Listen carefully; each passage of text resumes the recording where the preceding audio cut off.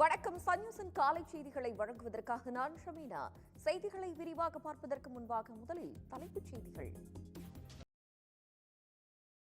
ஒப்பந்ததாரரிடம் 68,000 ரூபாய் லஞ்சம் பெற்ற ஈரோடு ஊரக வளர்ச்சித்துறை உதவி செயற்பொறியாளரை கைது செய்த லஞ்ச ஒழிப்புத்துறை போலீசார் அவரது அலுவலகத்தில் இருந்து 10 லட்சம் ரூபாயையும் கைப்பற்றியிருக்கிறார்கள்.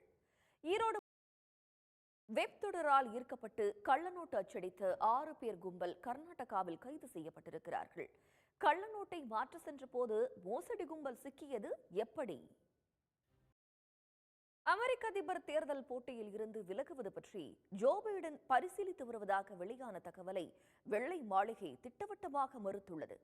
நவம்பர் ஃபேஷன் உலகில் இத்தாலியின் பிரம்மாண்ட கைப்பை தயாரிப்பு நிறுவனங்களாக அறியப்படும் டையோர் மற்றும் ஜியோர்ஜியோ அர்மேனி நிறுவனங்கள் ஊழியர்களிடம் பணி சுரண்டலில் ஈடுபட்டது தற்போது வெளிச்சத்திற்கு வந்துள்ளது.